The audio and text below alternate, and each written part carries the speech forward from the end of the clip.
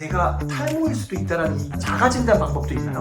물론 있죠. 진짜 꿀팁이 하나 있어요. 일단은 머리를 한번 이렇게 쫙 쓸어 올려보세요. 탈모인들은 요 을 무조건 가지고 있어요. 탈모를 강력하게 시사하는 증상들이어가지고 그걸 그냥 간과하면 안 될 것 같아요. 50에서 60 가닥을 이렇게 다 잡는 거예요. 그렇게 하고 당겨요. 이렇게 세게 당겨요. 그 다음에 만약 인정이 안 돼, 그러면 제가 정말 수만 명을 진료하면서 이제 알게 된 가장 효과적인 방법인데, 누구나 한 명씩은 엄청 머리가 풍성한 애들이 있어요. 근데 한 10년 만에 보잖아요? 머리가 그냥 완전 거의 대머리 직전까지 간 친구들이 되게 많거든요. 그 사람들한테 항상 물어보면 나는 탈모라는 게 올 줄 몰랐어. 난 머리숱이 너무 많았기 때문에 내가 탈모라고? 이런 생각 자체를 아예 해보지 못한 친구들이 주변에 굉장히 많아요. 근데 사실 이 탈모라는 게 머리가 많을 때는 관심이 없어요. 근데 나도 모르게 가랑비에 옷깃 젖듯이 자꾸 얇아지고 가늘어지고 머리가 빠지고 이런 과정을 겪는 거기 때문에 내가 탈모라는 걸 인지한 순간에는 너무 늦다. 이미 너무 많이 빠져버렸거나 머리카락들이 다 이미 가늘어져서 이걸 복구하기가 굉장히 어려운 경우가 너무 많아요. 만약에 풍성한 상태인데 내가 탈모가 진행되는 사람이네? 를 알았으면 정말 많이 지킬 수 있는 거죠. 엄청 많이 지킬 수 있는 거죠. 그만큼 탈모는 내가 미리 아는 게 되게 중요한 거잖아요. 그쵸. 근데 솔직히 이게 뭔가 병원 가는 거가 쉽지가 않은 것 같아요. 맞아요. 그게 보통 또 탈모라는 게 다들 처음에는 이걸 부정해요. 내가 탈모라는 걸. 뭔가 가기도 귀찮기도 하지만 아니겠지. 잠깐 그런 거겠지. 그리고 샴푸 쓰면 좋아지겠지. 이렇게 생각하고 말는 경우가 너무 많기 때문에 내가 뭔가 탈모라는 걸 받아들이는 과정이 되게 중요할 것 같아요. 받아들이려면 나름의 어떤 기준이 있어야 될 것 같거든요. 그쵸. 내가 탈모일 수도 있다는 이 자가 진단 방법도 있나요?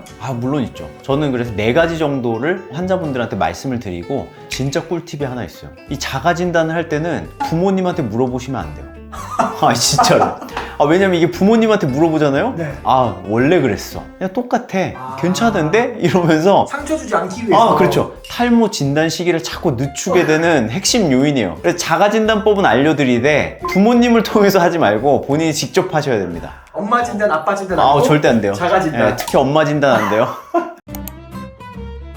자, 첫 번째는 제가 정말 수만 명을 진료하면서 이제 알게 된 가장 효과적인 방법인데, 일단은 머리를 한번 이렇게 쫙 쓸어 올려보세요. 이렇게 쓸어 올려보면 헤어라인을 보는 거예요. 헤어라인이 매끈하잖아요? 그러면 아직 괜찮은 거예요. 근데 예를 들어 이 헤어라인이 이렇게 올려봤는데 매끈하지가 못하고 앞에 몇 개 있고 또 뒤에 또 있고 약간 이런 식으로 균일하지 못한 헤어라인을 갖고 있다면 탈모가 진행되고 있지는 않을까라는 걸 강력하게 의심해 봐야 돼요. 보통 라인을 형성을 하고 이렇게 밀리면 조금씩 밀려나가다 보니까 섬처럼 머리카락이 듬성듬성 나 있는 그런 형상을 만들게 되는 거죠. 타고난 이 머리 형태는 마치 어떤 저지선처럼 이렇게 선이 이렇게 쫙 있는데 이 저지선이 막 각자 조금씩 후퇴를 하면서 지그재그로 무너지는 거예요? 맞아요. 왜냐면 이게 탈모가 진행되는 속도가 모든 부위가 다 같은 게 아니기 때문에 좀 빠른 데는 좀 많이 들어가 있고 약간 이런 식으로 속도차 때문에 이런 지그재그 같은 이런 패턴을 만드는 거죠. 지금 거울을 보고 딱 이마를 깐다. 그리고 이 선을 봤는데 내 저지선이 지그재그로 무너져 있다. 그렇죠. 무너져 있다. 그러면 탈모인 거죠. 이거는 완전 극초기 증상인 거고요. 만약 얘네가 진행될 대로 진행이 되면 그때 이제 M자 헤어라인이 되는 거죠. 근데 또 구분을 해야 될 게 타고난 M자들이 있어요. 지그재그처럼 안 돼 있고 진짜 헤어라인이 너무 명확해. 그 친구는 태어날 때 M자인 거예요. 근데 이게 진짜 중요한 자가진단법인 이유가 사람들이 자기 헤어라인을 본 적이 별로 없는 경우가 되게 많아요. 저도 지금 원장님이 말씀해 주셔가지고 인지했지, 보통 머리 까면 이마가 넓네 안 넓네 이것만 신경 썼지 맞아요. 이 라인을 볼 생각은 못했어요. M자가 심해도 본인이 M자가 있는지도 모르는 사람들이 진짜 많아요. 약간 이런 거예요. 살다 보면 하늘 봐본 적 있어요? 내가 하늘 오늘 처음 봤구나. 약간 이런 생각처럼 헤어라인을 이렇게 올려보지 않았던 사람들이 너무 많아서 내 헤어라인이 이렇게 생겼었구나. 이렇게 느끼는 사람들이 너무 많아요.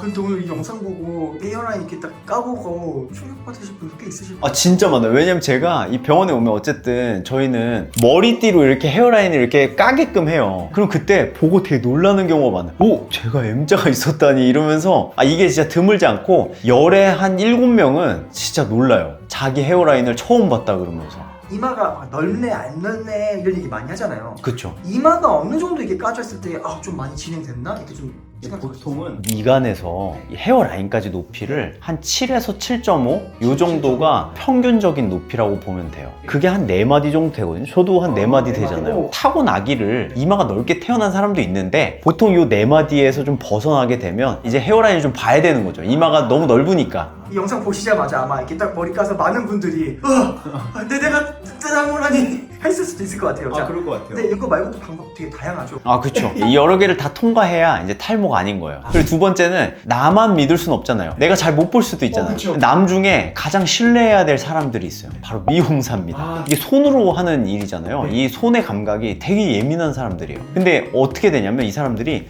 요 뒤에 머리를 자르다가 요 윗머리를 이제 자르려고 하면 이 사람들은 확 느껴요. 얇구나. 그럼 이제 정수리 부분이 얇아진 거예요. 후두부에 비해서. 그럼 이제 그때는 탈모를 의심해 봐야 되는 상황인 거죠. 그럼 이 자가 진단은 내가 머리를 하러 갔을 때 그쵸. 이제 미용사분에게 혹시 이 뒤쪽이랑 이 정수리 쪽이랑 느낌이 많이 다른가요? 이렇게 여쭤보면 되나요? 그냥 알아서 말해줄 거예요. 알아서. 왜냐면 이게 보통 미용사분들 한번 정하면 좀 꾸준히 가잖아요. 미용할 때 어쨌든 대화를 하게 되잖아요.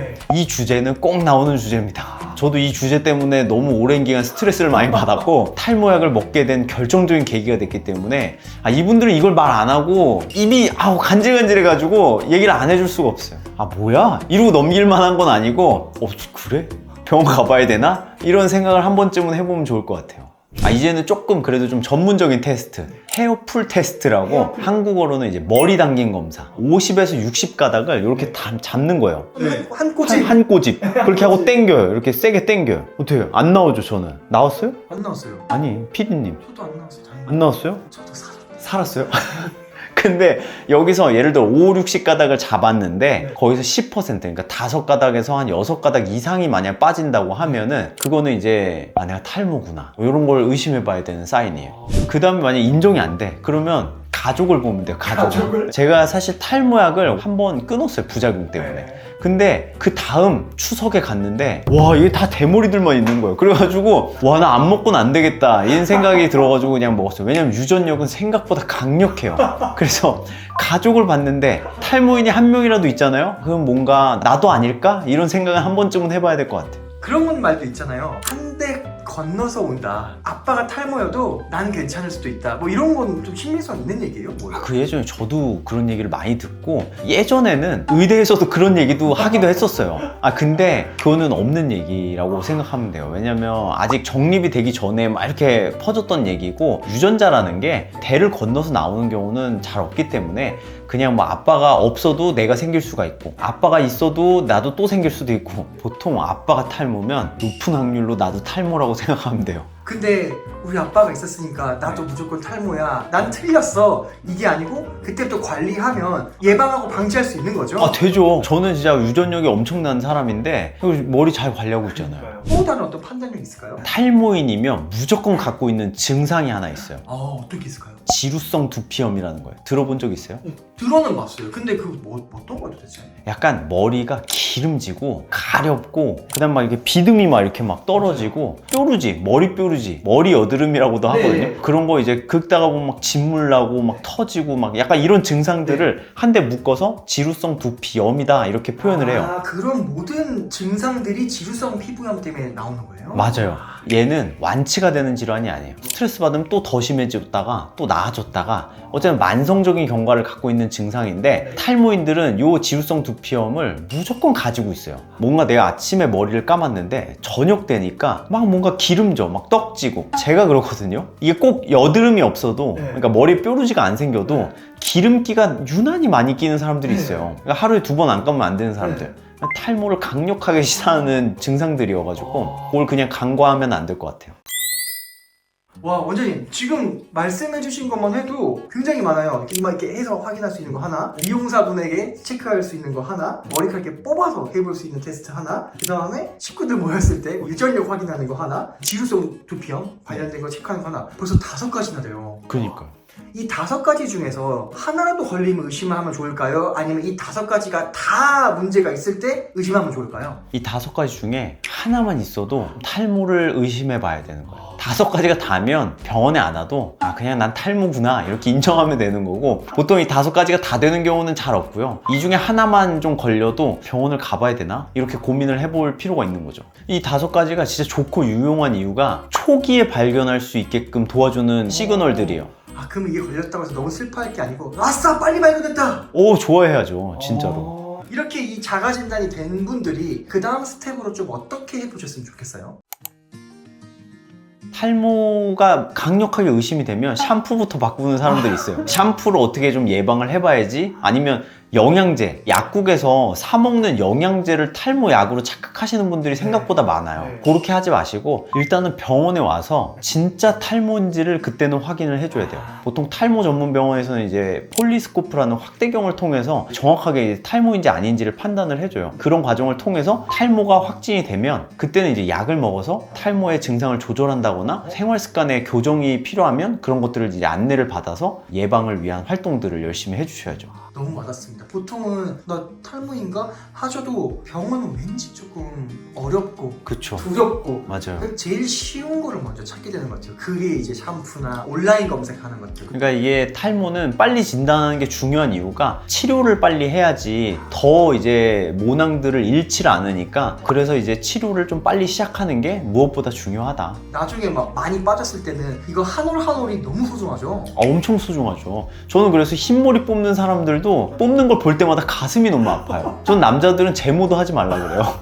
왜냐면 턱수염도 뽑아다 심을 수 있어요 나중에. 아니 진짜로. 한 올 한 올 소중히 여기는 입장에서는 정말 이거 진단했을 때 올바른 대처를 해주시길 되게 바라시겠어요 진짜. 맞아요 진짜로. 혹시 이거 말고 반대로 좀 잘못된 진단 혹은 속설이 있을까요?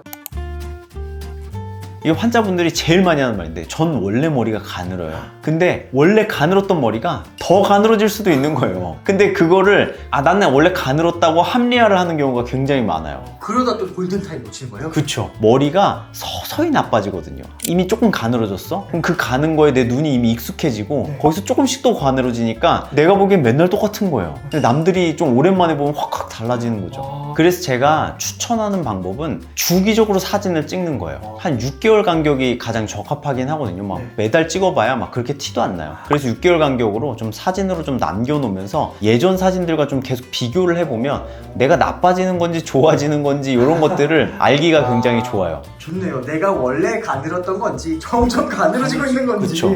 그리고 이제 환자분들이 진단받으러 올 때 머리를 잘 안 감고 와요. 그리고 제가 도대체 왜 안 감으세요? 이렇게 물어보면 제일 하시는 말씀이 머리 감으면 자꾸 빠지니까 그래서 안 감아요 이러더라고요.